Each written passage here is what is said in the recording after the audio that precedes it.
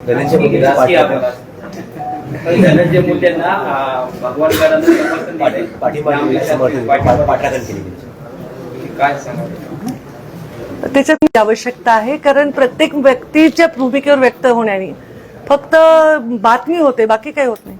धनंजय मुंडेंनी राजीनामा द्यावा म्हणून पूर्ण सगळीकडून जो आहे तो दबाव जो आहे तो वाढत चालला आहे. मला कळत नाही की हा दबाव कुठे आहे. स्वतः मुख्यमंत्री आणि उपमुख्यमंत्री यांनी जर अजून तसा विषय धनंजयकडे केला नाही तर मला नाही लक्षात येत आहे की कुठे दबाव आहे.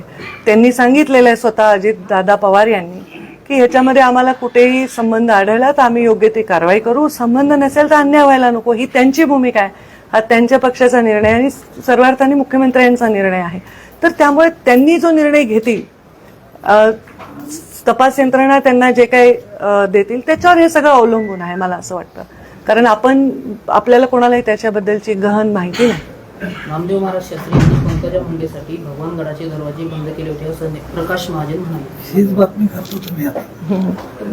नाही, ते त्यांचं व्यक्त होत राहतात. त्यांच्या व्यक्त होण्यावर मी कधी व्यक्त होत नाही. ते स्वतंत्र व्यक्तिमत्व आहे, दुसऱ्या पक्षाचे नेते आहेत. जनतेतून धनंजय मुंडेंच्या राजीनाम्याची मागणी येते. ऐकलं मी पण. पंकजा मुंडे आणि गोपीनाथ मुंडे यांना धनंजय मुंडे यांनी त्रास दिल्याचं राजभाऊ फडणं म्हटलं. असं